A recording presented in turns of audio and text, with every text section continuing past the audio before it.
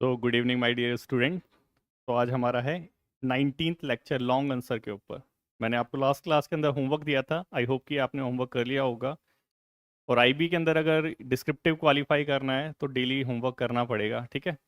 लिखना पड़ेगा, क्योंकि डिस्क्रिप्टिव ऐसे क्वालिफाई नहीं होता कि सिर्फ जो है पढ़ लिया एमसीक्यू टाइप में, एक मार दिए हो गया। यहाँ लिखना पड़ता है।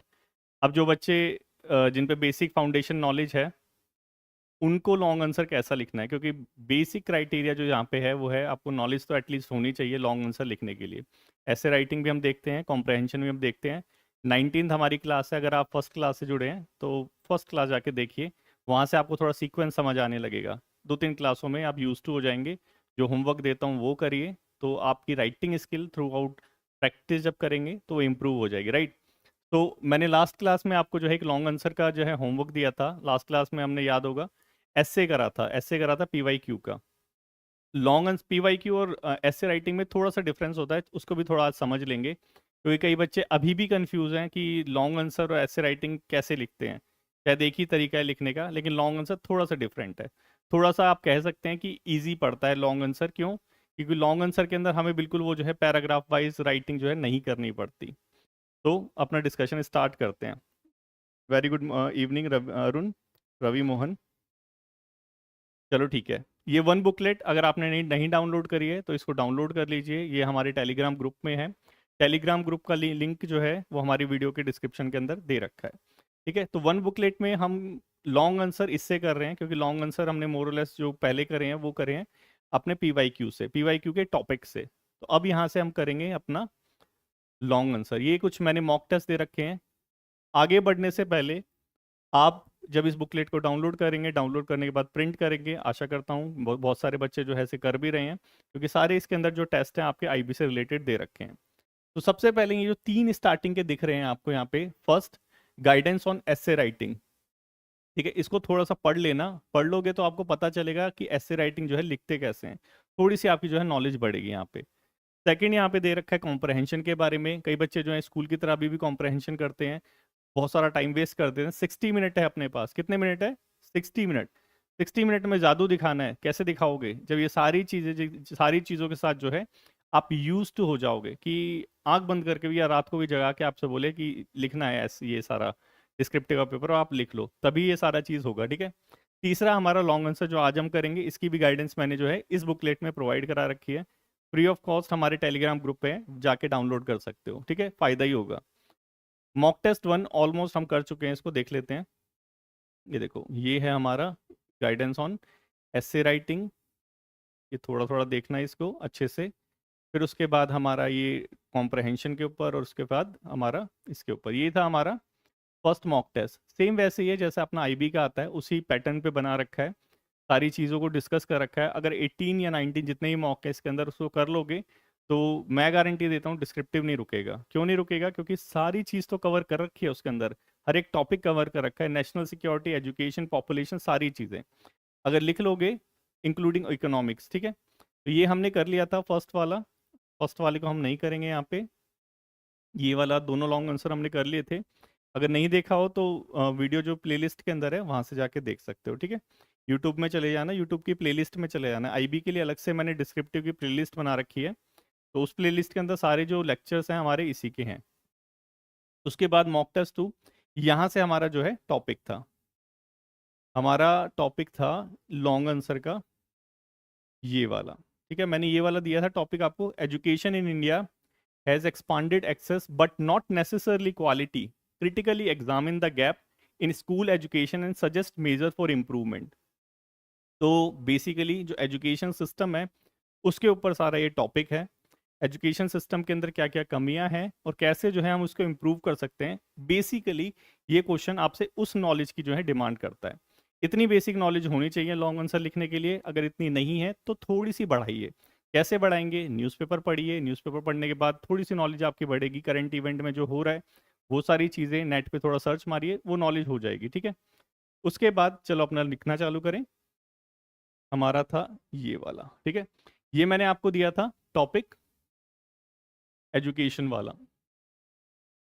Education in India has expanded access but not necessarily quality. Critically examine the gap. In school education and suggest measure for improvement. देखो, इस वीडियो के अगर एंड तक रुकोगे तो मैं गारंटी देता हूँ कि अपनी एजुकेशन सिस्टम से रिलेटेड जो हमारी नॉलेज है वो डेफिनेटली आपकी जो है बढ़ जाएगी। और एजुकेशन सिस्टम में बहुत सारी चीज़ें हैं जो आपको पता होनी चाहिए, एटलीस्ट जो बेसिक चीज़ें हैं। कंटेंट वाली बुकलेट भी बेनिफिशियल है। अरे thank you so much Arun. हाँ, कंटेंट वाली बुक, क्योंकि कंटेंट डेवलपमेंट करना है उसके लिए भी मैंने जो है आपको एक जो एक बुकलेट है वो प्रोवाइड करा रखी है, एक टेस्ट सीरीज के लिए और एक कंटेंट के लिए। और कंटेंट वाली बुकलेट भी जो है आपको टेलीग्राम ग्रुप में ही मिल जाएगी, वहाँ से डाउनलोड कर सकते हैं। तो मतलब सेल्फ प्रिपेयर करना चाहते हैं, हो जाएगा वहाँ से।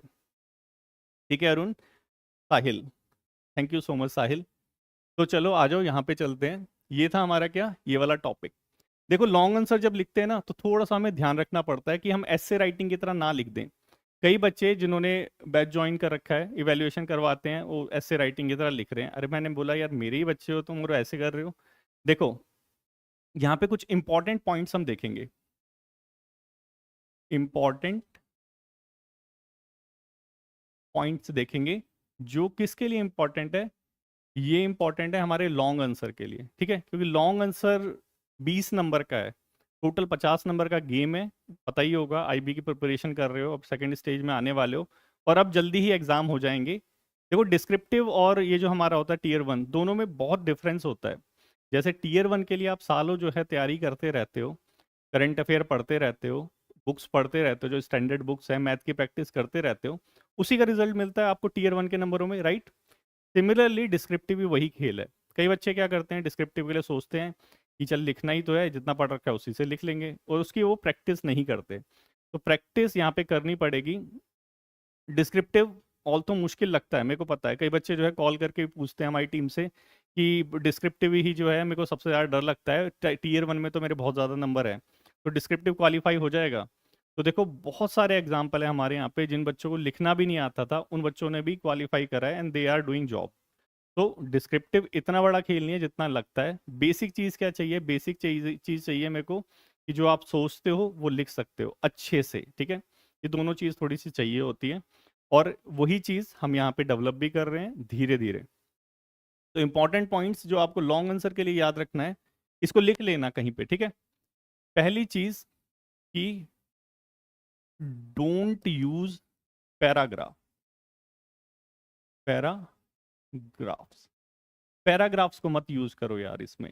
अब क्या बच्चे, कई कई बच्चे क्या करते हैं, क्योंकि जब मैं कॉपी इवैल्यूएट करता हूँ तो मेरे को खुद ऐसा लगता है कि क्यों इसने इतने बड़े बड़े पैराग्राफ लिख दिए हैं, क्योंकि वहां पे टाइम तो होगा नहीं इतना कि जो है आप पूरा जो पेज है वो पैराग्राफ की तरह लिख दो, जैसे ऐसे राइटिंग लिखते हैं। ऐसे राइटिंग में पैराग्राफ लिखना है, लेकिन लॉन्ग आंसर में पैराग्राफ मत लिखो। तो सर कैसे लिखें फिर पैराग्राफ ना लिखें तो? देखो, यहाँ पे मैंने आपको स्टार्टिंग में जब हमारे लेक्चर्स हुए थे लॉन्ग आंसर के ऊपर, तो मैंने आपको टॉपर्स की जो है कॉपी भी दिखाई थी, ठीक है। तो उन टॉपर्स ने भी पैराग्राफ वाइज नहीं लिखा था, उन्होंने क्या करा था, उन्होंने बुलेट पॉइंट यूज करे थे, ठीक है। तो आप भी करो, बुलेट पॉइंट्स यूज करो। इस बुलेट पॉइंट्स के अंदर एक चीज का ध्यान रखना, क्योंकि कई बच्चे बुलेट पॉइंट्स यूज कर रहे हैं, लेकिन वो जो चीज आनी चाहिए, जिस तरह से समझाना चाहिए एक छोटे सी लाइन में, एक एक लाइन के अंदर, वो समझा नहीं पाते। पॉइंट लिख देते हैं लेकिन वो चीज नहीं आ पाती, तो धीरे धीरे वो चीज आ जाएगी। तो बुलेट पॉइंट्स के अंदर की इशू को जरूर लिखना, की इशू को जरूर लिखना, और इसके साथ एक एग्जाम्पल जहां पे एप्लीकेबल हो, ठीक है। ये दो चीज जरूर होनी चाहिए। क्या क्या चीज बताओ मेरे को दोबारे। एक चीज क्या होनी चाहिए, बुलेट पॉइंट, ठीक है, बुलेट पॉइंट में लिखना है। बुलेट पॉइंट में लिखने के साथ हमें की इश्यूज को भी लिखना है और एग्जाम्पल भी कोट करने हैं। एग्जाम्पल कहाँ से लाएं सर? एग्जाम्पल देखो कंटेंट बुकलेट में भी मिल जाएंगे, एग्जाम्पल आप द हिंदू पढ़ते हो उसमें भी मिल जाएंगे। अगर नहीं पढ़ते हो तो सुबह हमारा ये CAPF वाला एक यूट्यूब का चैनल है, उस पे जो है हमारी क्लासेस होती हैं, ठीक है। तो उससे भी हमारा कंटेंट जो है डेवलप हो जाता है, तो वो भी अटेंड कर सकते हो, ठीक है। यूट्यूब पे ही है, वहाँ पे भी जा सकते हो। हेमंत्रा CAPF करके आप सर्च करेंगे तो वहाँ पे आ जाएगा, ठीक है। Thank you so much Arun. चलो इधर आ जाओ। अब उसके बाद हमारा बुलेट पॉइंट हो गया था। बुलेट पॉइंट के बाद हम यहाँ पे फ्लो चार्ट भी ड्रॉ कर सकते हैं, जैसे ये मैं कर रहा हूँ ना, ये वाला ऐसे टाइप में भी हम जो है पॉइंट आउट कर सकते हैं और की इश्यूज को लिख सकते हैं। कई बार क्या होता है, हम पे टाइम कम रहता है, ठीक है। अब देखो, जस्ट सपोज करो कि आपको क्या करना है, आपको पूरा जो है लॉन्ग आंसर लिखना है। कितने लॉन्ग आंसर है हमारे? 2 लॉन्ग आंसर लिखने, एक नहीं लिखना, पता होगा ना इतना? नहीं पता तो अब पता चल गया होगा, ठीक है। अब ये जो दो हमें लॉन्ग आंसर लिखने हैं, इसके लिए हमें एटलीस्ट 2 पेज तो लिखने पड़ेंगे, ठीक है, 10-10 नंबर के हैं। अब हमारे पास है 60 मिनट। अब इस 60 मिनट के अंदर हम 2 लॉन्ग आंसर लिखेंगे, एक एस्से लिखेंगे, जिसके अंदर इस ये जो एस्से है ये आपका एटलीस्ट 20 से 25 मिनट ले जाएगा। कितना टाइम ले जाएगा? एटलीस्ट 20 से 25 मिनट जो है ये आपका एस्से ले जाएगा। अब इस 20-25 मिनट में, मतलब एटलीस्ट ये चला गया 20-25 मिनट। इसके बाद हमारा एक कॉम्प्रहेंशन भी है। क्या है? कॉम्प्रहेंशन है। ये जो कॉम्प्रहेंशन है ये आपका 10 से 15 मिनट ले जाएगा। तो अब जब सपोज करो कि यहाँ पे 25 मिनट लग रहे हैं, यहाँ पे 15 मिनट लग रहे हैं, 40 मिनट तो हमारे खत्म हो चुके हैं। उसके बाद हमारे पास 20 मिनट बचते हैं। और अब खुश मत हो कि 10-10 मिनट करके दे लेंगे, क्योंकि उसके बीच में एक साइन करवाने भी आपसे आएगा, आपका पेन कहीं रुक जाएगा, कुछ प्रॉब्लम हो जाएगी, कोई बातें कर रहा होगा, ये सारी फ्रस्ट्रेशन भी पेपर के अंदर रहती है। तो इन सब चीज़ों की प्रैक्टिस अभी से करनी है, ठीक है। तो इसीलिए जो है मैंने ये बुकलेट प्रोवाइड करा रखी है कि एटलीस्ट एक बार जो है टाइम से लगा के तो देखो कितना पेपर जो है आप अटेम्प्ट कर पा रहे हो। क्योंकि बच्चे जो हैं जब बिना टाइम लगाए जो है पेपर लिखते हैं तो बहुत बड़े बड़े जो है पैराग्राफ लिख के दे देते हैं, लेकिन एक्चुअल में जब टाइम लगाओगे तो नहीं लिख पाओगे, गारंटी मेरे से ले लो, नहीं लिख पाओगे इतने बड़े बड़े पैराग्राफ। यही जो मैं बता रहा हूँ ना, bullet point, flow chart, diagram, यही काम आएगा और कुछ काम नहीं आएगा। लिखवा लो मेरे से, ठीक है। ये जो बता रहा हूँ ना, ये 3 चीजें, बुलेट पॉइंट किस में लिखना है हमें? बुलेट पॉइंट में लिखना है, फ्लो चार्ट में और डायग्राम। यही चीज जो है, ये 3 चीजें आपको नंबर दिलवाएगी। वो पैराग्राफ वाली अप्रोच नंबर नहीं दिलवाएगी, क्योंकि 10 मिनट में नहीं लिख पाओगे आप। उसके बाद अब देखो ये तीन चीजें मैं स्टार्टिंग से डिस्कस करता रहा हूँ, मैंने अब दिखाया भी है। आज भी जो है इसका आंसर जब हम लिखेंगे इस एजुकेशन वाले का, ठीक है, तो इसी तरह जो है इसी पैटर्न में हम लिखेंगे, राइट। अब इसके साथ ये 2 चीजें भी याद रखना कि हमें की इश्यूज को लिखना है, एग्जाम्पल्स को लिखना है। कभी कभी ऐसा होता है कि किसी पर्टिकुलर टॉपिक के अंदर इश्यूज थोड़े ज़्यादा होते हैं, ठीक है, तो वहाँ पे आप डायग्राम यूज़ कर सकते हो, एक करके गोल करके लिख दो यहाँ पे, ये वाला हब एंड स्पोक मॉडल इसे कहते हैं, ठीक है। ये ऐसे करके बना सकते हो, ठीक है, इश्यूज। और यहाँ पे आपने 1 2 3 4 5 6, ठीक है। जिन बच्चों को बेसिक फाउंडेशनल नॉलेज है डिस्क्रिप्टिव पेपर के लिए, उनके लिए बहुत इजी चीज़ है कि इश्यूज हमें पता है, देन वी कैन राइट जो भी होगा, ठीक है। उसके बाद दूसरी चीज़ जो चाहिए, अब दूसरी चीज़ में क्या करते हैं बच्चे? ग्रामर, ठीक है। यहाँ पे थोड़ी सी आपकी इंग्लिश भी मैटर करती है। ऐसा नहीं है कि आप कुछ भी लिख देंगे और एक्सेप्टेबल हो जाएगा।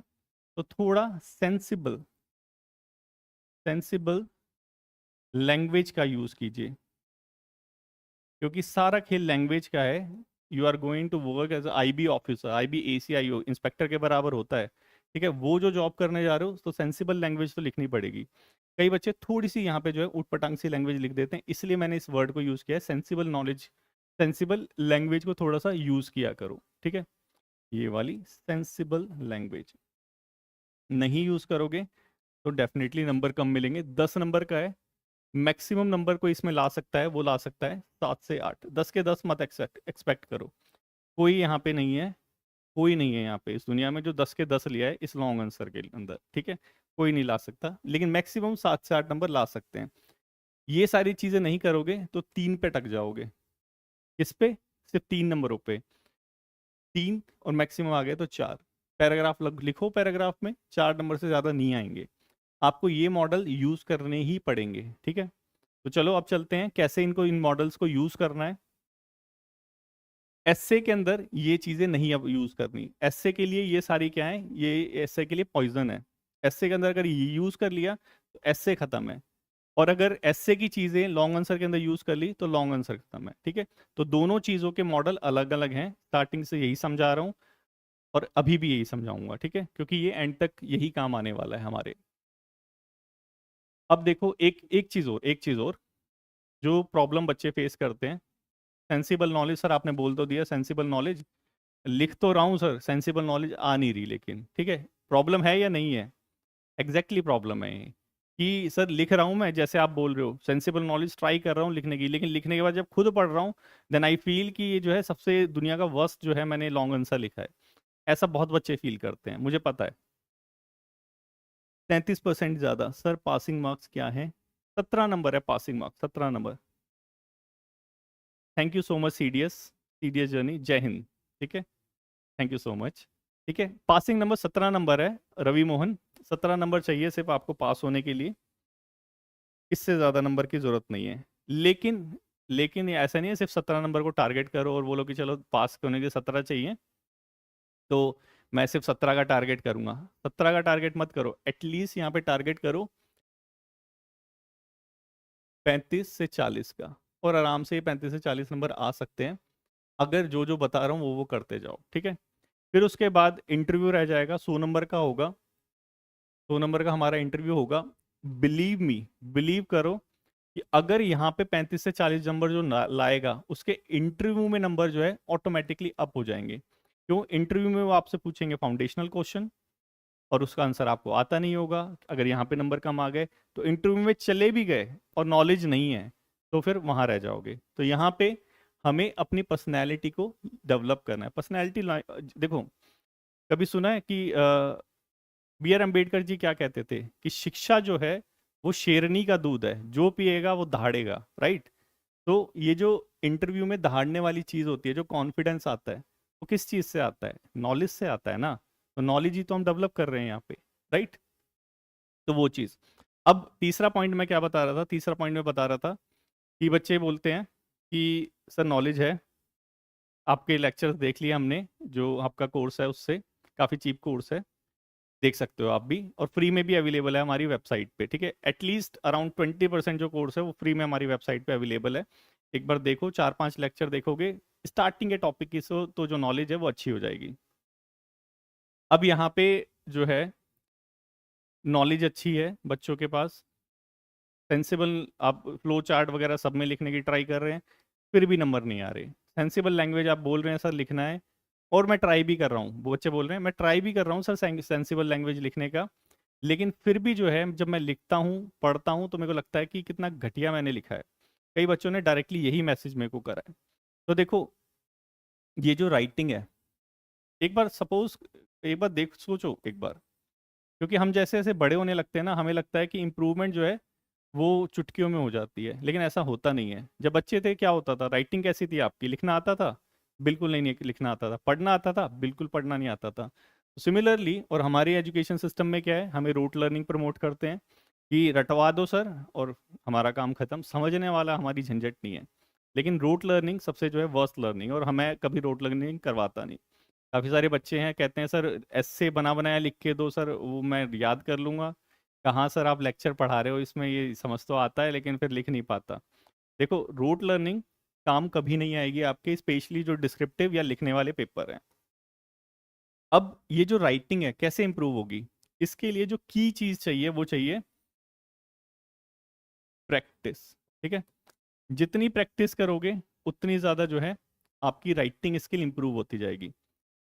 आपकी बात नहीं कर रहा, मैं खुद की बात कर रहा हूँ। जब मेरा फर्स्ट डे था, जब मैंने राइटिंग स्टार्ट करी थी, वो था शायद 2017 में। 2017 में शायद मैंने फर्स्ट पेज लिखा था, इसीलिए मैंने फर्स्ट डे बोला था क्या बनाना है, एक रजिस्टर बना लेना, क्योंकि ये रजिस्टर ही जो है आपका एक तरह से जो है इवेल्युएशन वो है कि आप किस तरह से इम्प्रूवमेंट कर रहे हो। और काफ़ी सारे बच्चे जो है कमेंट भी करते हैं कि सर जो हमारा ग्राफ है ऊपर की तरफ जा रहा है, फर्स्ट डे से आपके साथ है। तो प्रैक्टिस यहाँ पे मेन है। जैसे जैसे प्रैक्टिस करोगे, प्रैक्टिस करने के बाद लिखा, लिखने के बाद पढ़ा, पढ़ने के बाद खुद ही करो। देखो, सेल्फ इवैल्यूएशन भी करना पड़ेगा अगर आपको करवाना है तो देखो यहाँ पे प्रैक्टिस के लिए क्या करना है, आपने लिखा, लिखने के बाद उसी को आपने जो है पढ़ा, पढ़ने के बाद जो है जब आप दूसरी बार पढ़ोगे तो आपको दिखाई दे जाएगा ये देखो यहाँ मिस्टेक है, यहाँ मिस्टेक है। और न्यूज़पेपर पढ़ोगे तो आपकी जो है जो है reading skill plus writing skill दोनों इंप्रूव होते हैं उससे। तो धीरे धीरे आप देखोगे कि यार यहाँ मैंने गड़बड़ करके, यहाँ गड़बड़ करके, नेक्स्ट टाइम इसको इम्प्रूव करूंगा। तो धीरे धीरे करते करते आपकी जो राइटिंग स्किल है वो आपको खुद को अच्छी लगने लग जाएगी। फर्स्ट डे नहीं लगती, फर्स्ट डे तो सबसे बेकार लगती है, और इवन मेरी देखोगे फर्स्ट डे वाली तो बोलोगे इससे तो कभी पढ़ना नहीं है, लेकिन अभी देखोगे तो बोलोगे सर आपसे ही पढ़ना है। चलो ठीक है, ये 3 चीज़ों का ध्यान रखना। सेंसिबल लैंग्वेज, सेंसिबल लैंग्वेज आएगी कब? जब प्रैक्टिस ज़्यादा करोगे। सिंपल चीज़ है। प्रैक्टिस ज़्यादा कैसे करोगे? रेगुलर रहो, टेस्ट सीरीज दे रखी है आपको, टेस्ट सीरीज से जो अटेम्प्ट करो। कंटेंट नहीं आता, कंटेंट यूट्यूब पे सर्च करो, कोई कोर्स ज्वाइन कर लो, हमारा देख सकते हो फ्री में। 20% तो हमने अवेलेबल करवा रखा है हमारी hemantra.com पे, वहां से देख लो, कंटेंट डेवलप हो जाएगा। उसके बाद ये तीनों चीज अप्लाई करना, राइट। अब चलो चलते हैं, मैंने जो आपको क्वेश्चन दिया था उसके ऊपर, क्योंकि यहाँ पे मैं अब लिख के तो दिखाऊंगा नहीं, मैंने पहले ही लिख लिया है। ठीक है, ये सारा जो कंटेंट है ये ऑलरेडी जो है हमने पढ़ रखा है। ठीक है, जो बच्चे यहाँ पे क्लास वाले जो ले रहे हैं लेक्चर, उनको पता होगा सारा तो हमने देख रखा है, हमारे नोट से ही, हमारे क्लास नोट से ही है सारा। क्योंकि क्लास नोट में ऐसा कुछ बचा नहीं जो हमने कवर ना करा हो, तो सारे ही हमारे क्लास नोट से है। ठीक है, हर एक चीज कवर कर रखी है हमने। इवन जो चीज़ नहीं कवर कर रखी, वो चीज़ हमारा जब हम डेली डिस्पैच डिस्कस करते हैं, वो उसके अंदर कवर हो जाती है। ठीक है, तो घबराने की ज़रूरत नहीं है। चलो आ जाओ, चलते हैं। इसको वर्ड बाय वर्ड आपको मैं पढ़ाता हूँ, ठीक है। तभी जाके ये सारी चीज़ समझ आएगी, आपके दिमाग में जाएगी। और इसको समझाता हूँ, पढ़ाता नहीं हूँ, सिर्फ समझाता हूँ। ठीक है, क्वेश्चन मैंने क्या दिया था, पढ़ो एक बार। ये वाला दिया था question, education in India is expanded access but not necessarily quality, critically examine the gap in school education, suggest measure. तो देखो, सबसे पहला काम क्या करना है, जैसे ही आपको जो है कोई टॉपिक मिला, सबसे पहले तो ये डब्बे डुब्बे बनाने हैं, मैंने बना रखे हैं, तो मतलब बहुत इंपॉर्टेंट है। Education in India expanded access, मतलब हमारे यहाँ पे क्वेश्चन में ही दे रखा है, ये क्वेश्चन पढ़ रहा हूँ अभी, तो मैंने आंसर लिखना चालू ही नहीं करा है। ठीक है, क्वेश्चन में दे रखा है कि हमारे यहाँ पे जो एजुकेशन है उसका विस्तार हो रहा है, एक्सपांड हो रहा है। ठीक है, बट नॉट नेसेसरली क्वालिटी, मतलब कि बच्चे तो आ रहे हैं हमारे यहाँ पे, लेकिन क्वालिटी इंप्रूव नहीं हो रही। और ये सारी चीज़ फर्स्ट यहाँ तक ही हमने जो है डिस्कस करा है। और ये सारी चीज़ गवर्नमेंट की रिपोर्ट भी बोलती है, एनजीओज की रिपोर्ट भी बोलती है। ठीक है, एनजीओज में सब, जो एक प्रथम एनजीओ है, पता होगा उसके बारे में, उस प्रथम एनजीओ की एक रिपोर्ट आती है, असर रिपोर्ट। ठीक है, उस असर का गवर्नमेंट पे भी असर होता है धीरे धीरे, बहुत अच्छी और रेपुटेड एनजीओ है। इवन यूपीएससी भी उसके जो है क्वेश्चन, उसके उस एनजीओ से क्वेश्चन डालता है अपने पेपर के अंदर। तो सोच के देखो कितनी इंपॉर्टेंट होगी।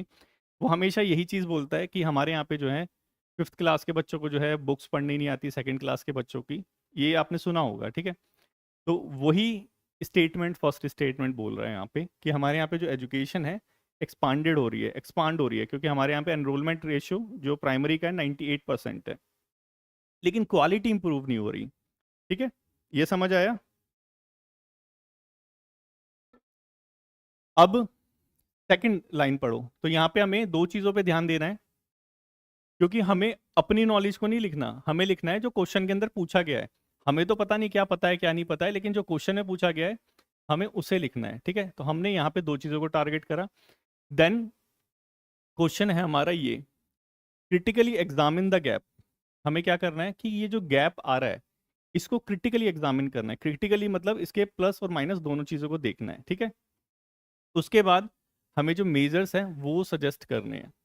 तो हमें दो चीज़ करनी है। देखो, जब क्रिटिकली लिखा होता है तो बच्चे क्या सोचते हैं कि खूब भर भर के जो है बुराइयां करो, लेकिन थोड़ी बहुत हमें चीज़ों को यहाँ पे बैलेंस करके देखना पड़ता है, राइट। मतलब जो सच्चाई है वो लिखनी है यहाँ पे। तो ये क्वेश्चन समझ आया, हमें सिर्फ 3-4 चीज़ों पे टारगेट करना है, और बाकी क्वेश्चन में क्या लिखा है हमारे लिए वो कोई काम का नहीं है। ठीक है, हमें गैप को फाइंड आउट करना है, हमें जो है मेजर सजेस्ट करने हैं, और ये जो फर्स्ट स्टेटमेंट दी है इसको जो है हमें थोड़ा सा लिखना है, राइट। अरुण क्या बोल रहा है, sir it is not necessary to start a long answer with a quote or anecdote or start or end rhetorically, do I need to write only facts in it. देखो, स्पेशली आंसर के अंदर, long answer के अंदर जो है आप coat से ना स्टार्ट करें तो ज़्यादा अच्छा रहेगा। ठीक है, क्यों? क्योंकि वहाँ पे आपको एक्चुअल में रियलिटी दिखानी है इस चीज़ की। अब ये पहले से एक स्टेटमेंट दे रखी है, आप एक और स्टेटमेंट जो है कोर्ट के थ्रू दे दोगे। ठीक है, ये कैसे एप्लीकेबल हो रहा है ये पर्टिकुलर चीज, इसको आपको जो है रिफ्लेक्ट करना है। हमेशा किसी भी आंसर का जो है पहला जो वो रहता है, पहला जो पार्ट रहता है वो आपको किसी ना किसी चीज के ऊपर इंडिकेट करता है। हमें उसको वो करना पड़ता है, आप कह लीजिए उस स्टेटमेंट को सेटिस्फाई करना पड़ता है कि ग्राउंड में एक्चुअली वो इम्प्लीमेंट कैसे हो रहा है। ये यहाँ पे दिखाई दे जाएगा, देखो। और यहाँ पे कोट मत यूज करो तो ज्यादा अच्छा रहेगा। रेटोरिक एंड के अंदर जो हमारा कंक्लूजन होता है, कंक्लूजन में रेटोरिक स्टेटमेंट आप कुछ दे सकते हो, जैसे विकसित भारत वाला टाइप का हो गया वैसे। इको मत यूज करना, यहाँ पे कोई इको का काम नहीं है। जिन बच्चों को नहीं समझ आ रहा होगा सर ये इको क्या चीज़ है और रेटोरिक क्या चीज़ है, वो एस्से वाला लेक्चर देखना, उसमें थोड़ा समझ आ जाएगा, ठीक है। हेलो तिलक राज, समझ आ रहा है? फ्रॉम आदमपुर। अरे वाह, काफ़ी दूर दूर से बच्चे देख रहे हैं। चलो ठीक है, इधर आ जाओ। ये समझ आया, ये वाला। हमें अरुण एक चीज़ समझ आ गई होगी ना कि हमें क्या करना है। हमें ये जो फर्स्ट स्टेटमेंट है, यहाँ पे कुछ क्वेश्चन नहीं पूछा गया, इसको देखो समझो इसे। यहाँ पे कोई भी आपसे कुछ क्वेश्चन नहीं पूछा है, यहाँ पे सिर्फ बताया है ऐसा कि एजुकेशन जो है इंडिया के अंदर एक्सपांड हो रहा है, लेकिन उसकी क्वालिटी नहीं हो रही। तो हमें इस स्टेटमेंट को जो है एक तरह से एक्सप्लेन करना है कैसे हो रहा है, ठीक है। अब देखो यहाँ पे ये इंट्रोडक्शन है काइंड ऑफ हमारा, कोई टाइटल, ये क्या है हमारा इंट्रोडक्शन। हमें यहाँ पे कोई कोट नहीं यूज करना, हमें यहाँ पे कोई हेडिंग वगैरह नहीं लिखनी। कहीं लिखा हुआ है देखो मैंने यहाँ पे कि ये जो है क्या है, इंट्रोडक्शन है, कहीं नहीं लिखा ना। सिमिलरली ऐसे ही आपको लिखना है, ठीक है। चलो अब देखते हैं कैसे मैंने इस स्टेटमेंट को यहाँ पे जो है जस्टिफाई करा है कि हाँ जो आपने स्टेटमेंट बोली है वो एग्जैक्ट एक्चुअल में करेक्ट है, राइट। अब देखो, over the past decade, last के कुछ सालों में, 10 सालों में, डेकेड को वैसे बोलते हैं लेकिन ऐसे ही लिखा जाता है। लास्ट के कुछ सालों में क्या हो रहा है, इंडिया ने जो है रिमार्केबल अचीवमेंट जो है हासिल करी है। स्पेशली एलिमेंट्री लेवल की जो एजुकेशन होती है, हमारा एनरोलमेंट रेशियो 98% है। किसका रिजल्ट है? वो रिजल्ट है हमारी गवर्नमेंट की स्कीम्स का, राइट टू एजुकेशन एक्ट का, ठीक है। इसी की वजह से जो है ये जो हमारा एक्सेस है ये एक्सपांड हो रहा है, ठीक है। लेकिन क्वालिटी इंप्रूव नहीं हो रही। क्यों? क्योंकि हमारे यहाँ पे गैप है। यही समझाया था, यही पढ़ाया था मैंने लेक्चर्स में, ठीक है। तो देखो, over the past decades India has achieved remarkable expansion in access to school education through initiatives. कौन से इनिशिएटिव? सर्व शिक्षा अभियान, राइट टू एजुकेशन एक्ट, और हमारा समग्र शिक्षा अभियान। अब यहाँ पे भी एक जो है ट्विस्ट है कि ये दो हमारी स्कीम्स है ये अलग अलग है, सर्व शिक्षा अभियान और समग्र शिक्षा अभियान, ठीक है। सर्व शिक्षा अभियान में हमारी गवर्नमेंट टारगेट करती है 1st to 8th तक, ठीक है। समग्र शिक्षा में हमारी जो चाइल्ड केयर वो जो होते हैं ना आंगनवाड़ी, वहां से लेकर 12th क्लास तक टारगेट करती है। दोनों स्कीम में बस ये थोड़ा सा फर्क है। तो इनकी वजह से, इन दोनों स्कीम्स की वजह से क्या हो रहा है कि जो हमारा एनरोलमेंट लेवल है, स्पेशली जो एलिमेंट्री लेवल है, उस पर बढ़ रहा है। नियर यूनिवर्सल है, मतलब सारे लोग जा रहे हैं स्कूल, 98% नियर यूनिवर्सल में ही आता है। बट जो लर्निंग क्वालिटी है वो हमारे यहाँ पे मेजर कंसर्न है। तो एक ही स्टेटमेंट में मैंने इसकी, ये जो थी हमारी पर्टिकुलर लाइन, इसको सेटिस्फाई कर दिया कि हाँ जो आप बोल रहे हो वो सच है, राइट। इतना समझ आया। इसके बाद अब गैप इन स्कूल एजुकेशन। अब आपको क्या करना है, अब चलना है जो हमसे क्वेश्चन पूछा गया था। सबसे पूछा था, सबसे पहला था कि हमारे एजुकेशन सिस्टम के अंदर क्या क्या गैप है, राइट। तो इसको ऐसे ही हेडिंग को, ये हेडिंग है, इसे क्या कहते हैं, हेडिंग, ठीक है। तो ये हेडिंग तो आपको भी बनानी पड़ेगी। ये जो हेडिंग दे रखी है ना, ये आपको भी बनानी पड़ेगी। इस हेडिंग को आपको भी बनाना है। तो ऐसे ही गैप इन स्कूल एजुकेशन या भी जो भी दे रखा हो वहाँ पे उसको लिख के आपको एक बॉक्स में डाल देना है। उसके बाद फिर ये आ गया हमारा फ्लो चार्ट, दिख रहा है यहाँ पे, ये है हमारा फ्लो चार्ट। मैंने ये जो दिख रहा है आपको, ये वाला, इसको ऐसे ही लिखना है। सब हेडिंग लिखना चाहो बहुत अच्छी बात है, नहीं लिखना चाहो मत लिखो। इसे कहते हैं सब हेडिंग। ये दिख रही है, गैप इन लर्निंग आउटकम, ये है सब हेडिंग। तो सब हेडिंग लिखोगे तो क्या होगा कि डायरेक्टली जो आपका एग्जामिनर है उसको पॉइंट दिख जाएंगे कि हाँ इसने जो है पॉइंट्स लिख रखे हैं। और लॉन्ग आंसर में हमें वही दिखाना है कि हाँ देखो हमने जो है मेजर जो पॉइंट्स है वो कवर कर रखे हैं। तो हमने यहाँ पे लिख दिया गैप इन लर्निंग आउटकम कि कैसे आ रहा है। अकॉर्डिंग टू असर 2024 report, only about 50% class 5 student can read class 2 text book. हमारा जो असर रिपोर्ट है वो हर साल जो है रिपोर्ट निकालता है प्रथम एनजीओ वाला, वो बताता है कि हमारे यहाँ पे जो लर्निंग जो डेफिसिट है वो कितना है, लर्निंग जो आउटकम है वो आ नहीं रहा है एक्चुअल में। कि क्लास 5 के स्टूडेंट जो है उनको क्लास 2 की बुक रीड करनी नहीं आती, जो क्लास 2 के स्टूडेंट है उनको न्यूमेरिकल क्वेश्चन जो है वो जो है सॉल्व करने नहीं आते। तो ये क्या है, यही तो हमारा गैप है, और यही मैंने दिखा दिया कि हमारे यहाँ पे जो है लर्निंग आउटकम में गैप है कि बच्चों को पढ़ना लिखना आता नहीं है। स्कूल तो जा रहे हैं, मिड डे मील का खाना खा रहे हैं, लेकिन पढ़ाई लिखाई के नामने में काला अक्षर भैंस बराबर है। ये क्रिटिकल गैप है, यही क्वेश्चन में बोला था, यही हमने बताया। और ये गैप किसकी वजह से है? टीचर सीरियस नहीं है, राइट, इसी वजह से गैप आ रहा है। तो सेकंड हमारे यहाँ पे जो इशू है वो क्या? टीचर क्वालिटी का एंड उनकी अकाउंटेबिलिटी। आपके यहाँ पे भी जो हमारे विलेजेस वगैरह होते हैं, शहरों में भी वैसे होता है, तो वो क्या करते हैं टीचर्स, वो जाते हैं अटेंडेंस लगाते हैं और बाहर, और बच्चा दीवार कूद के बाहर। यही होता है सरकारी स्कूलों में। किसकी रिस्पॉन्सिबिलिटी है? टीचर्स की। तो सेकंड पॉइंट हमारा वही, ये जो लर्निंग आउटकम आ रहा है, ठीक है, लर्निंग में जो गैप आ रहा है, किसकी वजह से हो रहा है? Teacher quality and accountability. इसके पीछे के रीजन, इसके पीछे के रीजन है कि हमारे यहाँ पे जो टीचर और मतलब स्टूडेंट और टीचर का रेशियो है, टीचर और स्टूडेंट का रेशियो है वो प्रॉपर नहीं है। इवन जो 1 लाख स्कूल है, ये हमारी द हिंदू की रिपोर्ट थी, हमने डिस्कस भी करी थी, इवन 1 लाख स्कूल ऐसे हैं जहाँ पे सिर्फ एक सिंगल टीचर जो है ऑपरेट कर रहा है। तो हमारे यहाँ पे न्यूमेरिकली भी टीचर्स की कमी है। तो यहाँ पे टीचर्स की क्वालिटी एंड अकाउंटेबिलिटी से रिलेटेड इशू लिखा है। प्रॉब्लम, जो मेजर प्रॉब्लम्स है उसको यहाँ पे मैंने पॉइंट आउट किया है। टीचर एब्सेंटिज्म, मतलब कि टीचर जो है स्कूल से गायब रहता है। इनएडिक्वेट ट्रेनिंग, टीचर के पास जो है स्किल्स नहीं है। लिमिटेड परफॉर्मेंस इवेल्युएशन, कि हमारे जो टीचर्स हैं उनका परफॉर्मेंस इवेल्युएशन ही नहीं किया जाता। एक बार रिक्रूट हो गए देन वो हमेशा के लिए टीचर्स हैं, हर साल उनका टेस्ट होना चाहिए, ऐसा कुछ करिकुलम आना चाहिए। तो ये क्या है हमारे यहाँ पे? Learning deficit. गवर्नमेंट इसके लिए कर रही है काम, इसको हम नेक्स्ट पैराग्राफ में यूज करेंगे जहाँ पे हम मेजर्स को देखेंगे, ठीक है।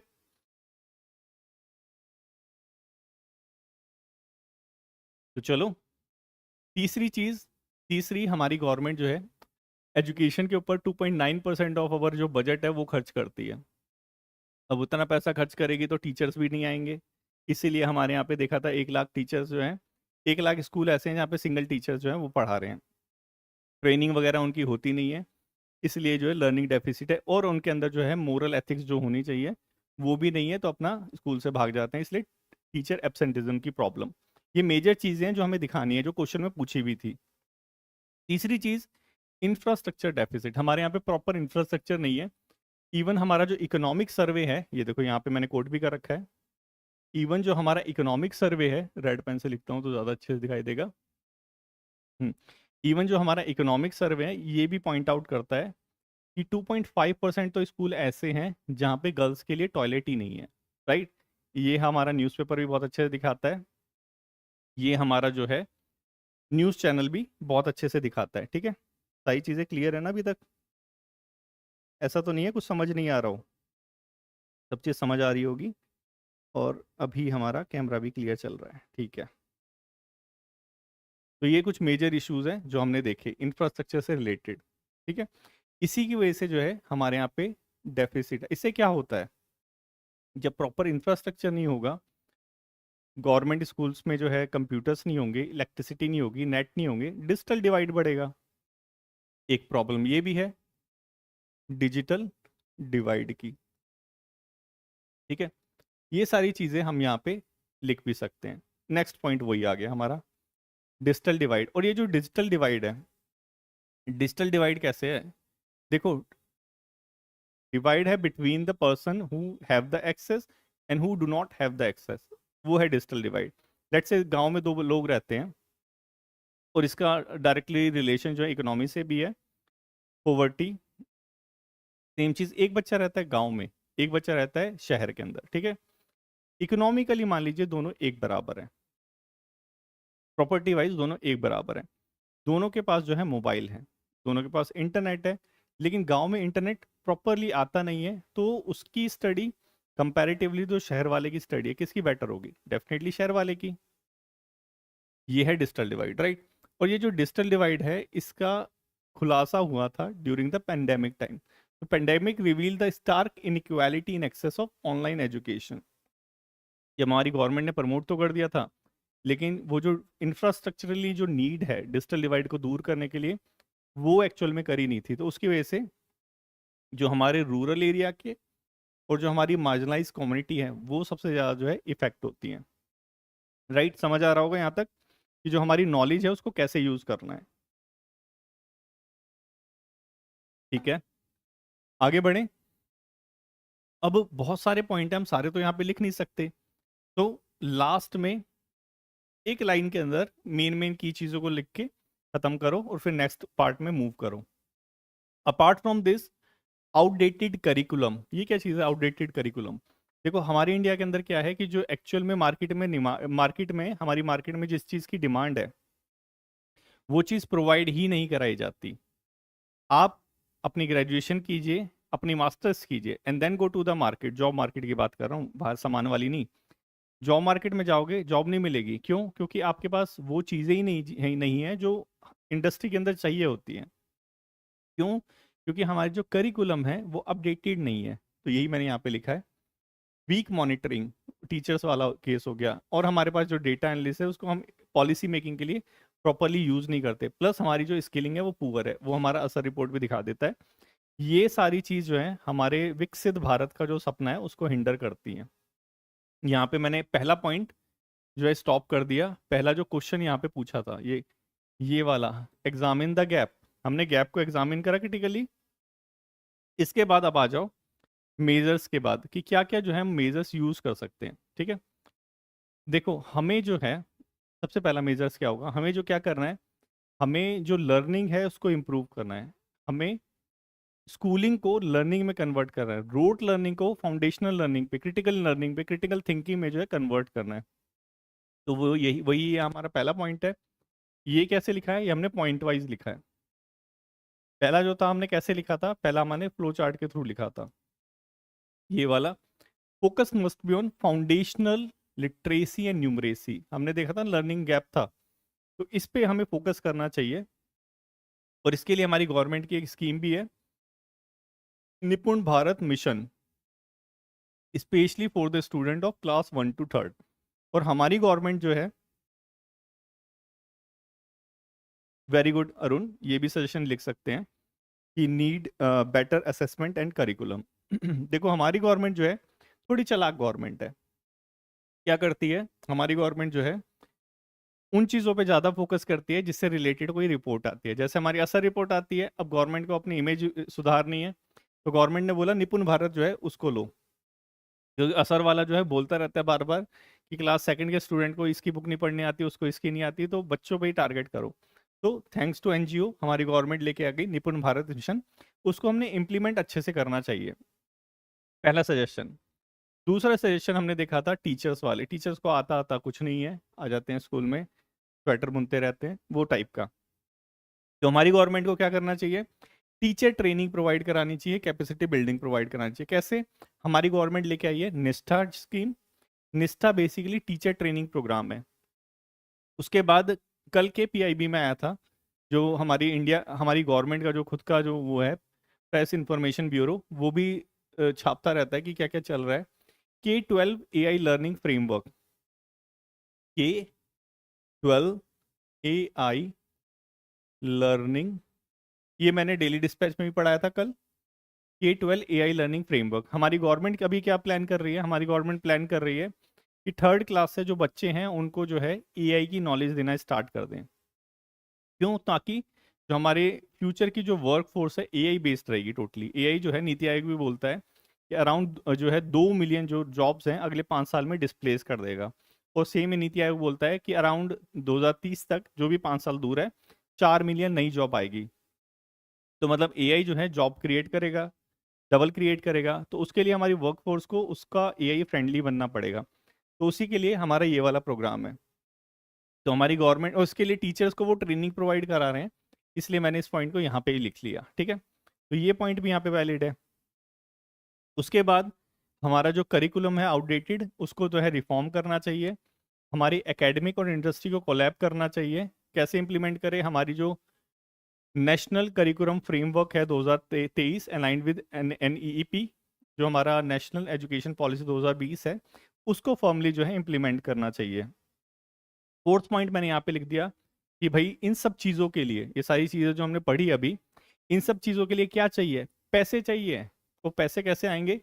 वो पैसे आएंगे जीडीपी में। जो हमारा एक्सपेंडिचर है एजुकेशन का, जो करेंटली 2.9% है, उसको बढ़ा दो, जो हमारी रिकमेंडेशन है नेशनल एजुकेशन पॉलिसी 2020 की। तो एक्चुअल में हमें ये करना चाहिए। प्लस इसके साथ, क्योंकि सजेशंस में प्रैक्टिकल सजेशन लिखने एकदम, ऐसा नहीं है कि कुछ जो है बहुत आप ऐसा इमेजिनरी टाइप का लिख देंगे जो एक्चुअल में पॉसिबल नहीं है, तो वहाँ पे नंबर भी नहीं मिलेंगे। तो सारी चीज़ जो है आपकी एक कॉन्क्रीट बेस्ड होनी चाहिए, कोई कुछ ना कुछ बेस होना चाहिए उसका। उसके बाद हम क्या कर सकते हैं पैसों के लिए? सीएसआर जो फंडिंग होती है वहाँ से पैसा उठा सकते हैं, ठीक है। और गवर्नमेंट करती भी ऐसा, आप देखेंगे काफ़ी सारी हमारी सरकारी जो लाइब्रेरीज हैं, हमारी जो इंडियन कंपनीज है, वो क्या करती हैं, वहाँ पे डोनेट कर देती हैं। तो वो चीज़ कर सकते हैं हम पैसे के लिए, और हमारे जो एनजीओज हैं और जो हमारी कम्युनिटी है उनको एंगेज कर सकते हैं। काफ़ी सारे सजेशन लिख दिए सिर्फ 2 पेज के अंदर, विद ऑल। अब यहाँ पे जो है कंक्लूजन लिखना है। अब ये जो कंक्लूजन है, ये जो हमारा कंक्लूजन है, it is very different from the conclusion of essay writing. Essay writing जैसा कंक्लूजन नहीं है ये थोड़ा सा डिफरेंट है, ठीक है। इसको जस्ट हमें वाइंड अप करना है, एकदम खत्म करना है यहाँ पे, और 3 लाइनों के अंदर खत्म करना है। तो वही, with all we will be able to implement firmly the vision of ये हमारा national education policy 2020 with accountability and innovation. ये जो 2 वर्ड मैंने यहाँ पे यूज करे हैं, इनका मतलब है क्यों? क्योंकि ये अकाउंटेबिलिटी टीचर्स के अंदर लैक कर रही थी, इसीलिए वो अपने घर जाके स्वेटर या बर्तन वर्तन जो भी काम कर रहे थे वो कर रहे थे। तो ये अकाउंटेबिलिटी सेट करनी है, प्लस इनोवेशन। इनोवेशन मतलब K-12 वाला एआई जो हमारी फ्यूचर वर्कफोर्स को दिखाना है, ये चीज़ करनी है। इसी के साथ अगर ये सारी चीज़ करेंगे, then we will be able to build a robust human capital, जो हमारा क्या है, डेमोग्राफिक डिविडेंड है, पेस फॉर अवर विकसित भारत, जो हमारा सपना है 2047 तक भारत को डेवलप्ड कंट्री बनाना। तो इस तरह से जो है कुछ हमें जो है लॉन्ग आंसर लिखना होता है। ऐसे लिखो। ऐसे लिखने के बाद अगर आपके नंबर जो है ना आए तो मेरा नाम बदल देना, ठीक है। पक्का आएंगे, पक्का एकदम। समझ आया? बस लेकिन तरीका यही रखना पड़ेगा, इस तरीके से लिखना पड़ेगा। और ये तरीका जो है एक दिन में नहीं होता, इसके लिए थोड़ा आपको लॉन्ग टाइम तक जो है टाइम देना पड़ेगा। लॉन्ग टाइम तक जो है आपको राइटिंग लिखनी पड़ेगी। इसीलिए मैंने रजिस्टर बनवाया, इसीलिए मैंने जो है आपको 1 बुकलेट दी, इसीलिए मैंने आपको जो है कंटेंट पीडीएफ दी। ये तीनों चीज़ अगर कंबाइंड हो जाएगी तो आपका जो है आईबी के अंदर सिलेक्शन हो जाएगा, राइट। तो इसी के साथ आज का लेक्चर जो है एंड करते हैं, फिर दोबारा मिलेंगे। दोबारा मिलने से पहले 1 मिनट रुको, मिल तो लेंगे दोबारा, लेकिन होमवर्क भी तो ले जाओ अपना साथ साथ। बिना होमवर्क के कैसे आप जो है वो करोगे? अब होमवर्क अपना नेक्स्ट कम करेंगे आंसर राइटिंग, और आंसर राइटिंग हम जो करेंगे वो करेंगे पीवाईक्यू से, राइट। क्योंकि पीवाईक्यू भी हमारे लिए इंपॉर्टेंट है, वो सारे जो टॉपिक हैं एटलीस्ट उसको तो हम देख लें। 2 मिनट रुको। देखो हमने एक तो पूरा क्वेश्चन पेपर कर लिया था, ये वाला 2024 वाला, ये हमारा पीवाईक्यू खत्म हो चुका है। उसके बाद हमने एक आधा टॉपिक यहाँ से भी कर लिया था, social media boon and Ben for social agency, ये सिक्योरिटी एजेंसी, शायद ये वाला हमने नहीं करा था, तो ये वाला कर लेते हैं, ठीक है। ये वाला टॉपिक आ रखा है आपके 2017 के अंदर, इसको हम करेंगे एस्से राइटिंग। हमें एस्से लिखना है। सबको दिखाई दे रहा है ना कीबोर्ड के ऊपर? ये जो यहाँ पे लिखा हुआ है, 1 मिनट को मेरे को देखने दो पहले। हाँ दिखाई दे रहा है। अरे अभी थैंक यू नहीं, अभी रुको रवि मोहन, रवि मोहन बहुत जल्दी करता है, रुको। हमें ऐसे है ये वाला हमारा सोशल मीडिया बून और बेन फॉर सिक्योरिटी फोर्सेस, या फिर यहाँ पे लिखा है एजेंसीज। तो देखो ये जो टॉपिक है, बून और बेन मतलब होता है वरदान या फिर अभिशाप। तो ये जो हमारा टॉपिक है, ये बेसिकली क्या चीज़ बोल रहा है ये चीज़ बोल रहा है कि सोशल मीडिया में बून और बेन दिखाना है फ्रॉम द एंगल ऑफ क्या, हमारी जो सिक्योरिटी एजेंसी है, जैसे हमारी आईबी हो गई, जैसे हमारी पैरामिलिट्री फोर्सेस हो गई, जैसे हमारी इंडियन आर्मी होगी, ये सारी जो सिक्योरिटी, सोशल सिक्योरिटी, ये सिक्योरिटी जो एजेंसी है इसके एंगल से। तो इसको हम जो है डिस्कस करेंगे अपनी नेक्स्ट क्लास के अंदर। नेक्स्ट क्लास का जो नोटिफिकेशन है आपके जो है टेलीग्राम चैनल पे आ जाएगा, तो वहाँ से आप यहाँ से डायरेक्टली ज्वाइन कर सकते हैं। ठीक है, तो आज का लेक्चर एंड करते हैं। Thank you so much for today's discussion. I hope कि आपकी जो है ज्ञान में वृद्धि हुई होगी, और वही मेरा जो है मेन एम है। Thank you so much, take care.